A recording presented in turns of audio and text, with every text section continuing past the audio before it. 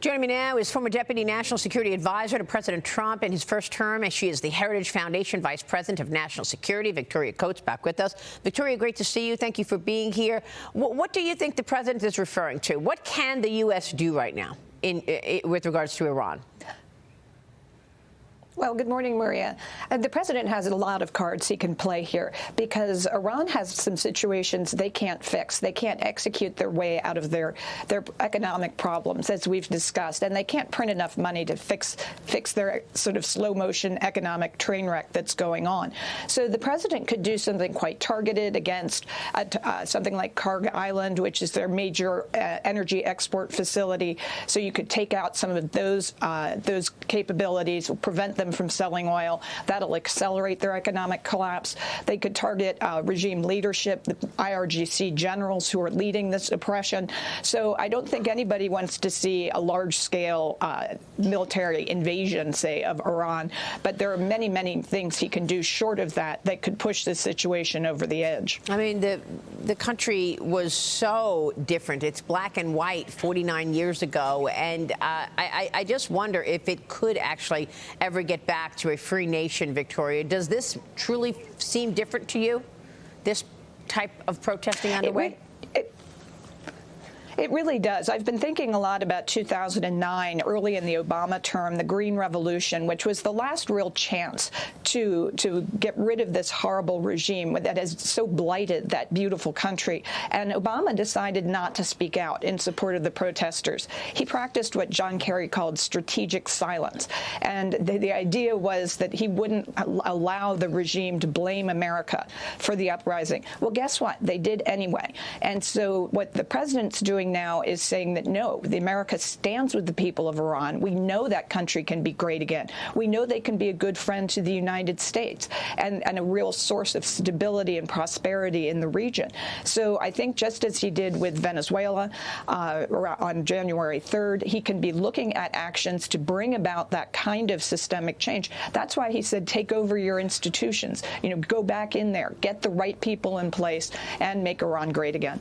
So today, Vice President J.D. Vance and Secretary of State Marco Rubio will host officials from Greenland and Denmark at the White House as the president pushes to acquire Greenland. Delaware Senator Chris Coons is leading a bipartisan congressional delegation to the island this week. He's highlighting the bilateral ties between the U.S. and Denmark.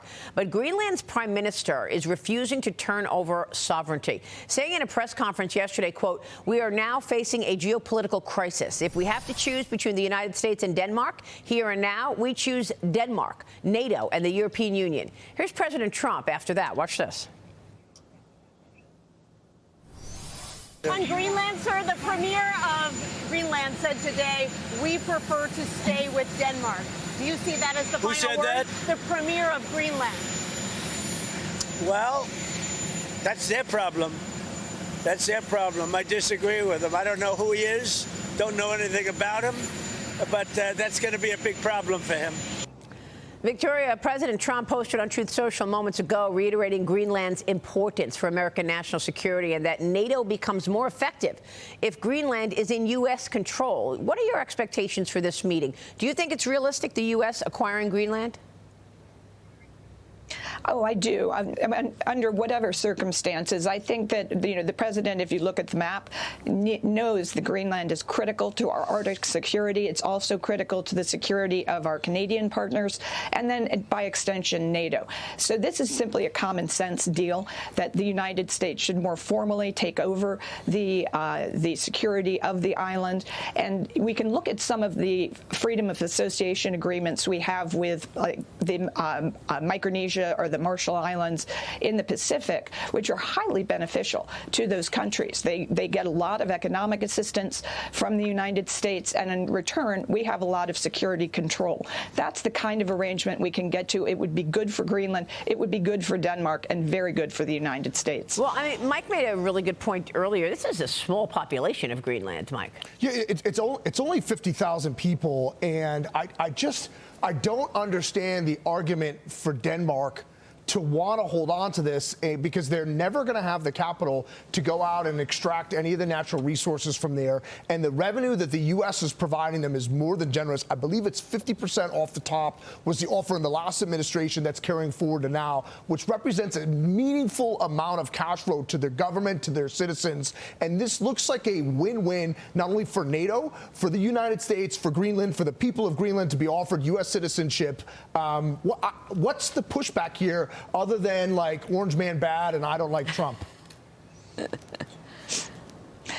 No, I agree, Mike. I think that this does just make a huge amount of sense for everyone involved. And as you say, Denmark is not capable of projecting naval power the way we are to protect the island. So this is just common sense. Yeah, I mean, China has been infiltrating everywhere. And I know that China is now trying to get Canada to move away from the U.S.'s influence.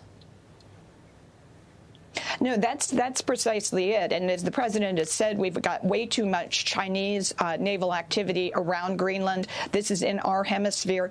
They're trying to, as you say, persuade China to start exporting more oil to Canada, rather, to start exporting more oil to China rather than to the United States. That's what we just can't tolerate, certainly not in the Western Hemisphere. And it's driving, I think, a lot of the administration's much greater focus on our own neighborhood. And it's Greenland, yes, but then you can look all the way through the Caribbean. It's why he acted in Venezuela. And I think you'll see more of that going forward. All right, we'll leave it there. Victoria, it was a pleasure. Thanks so much. Thank you, Maria. All right, Victoria Co, it's great to see you.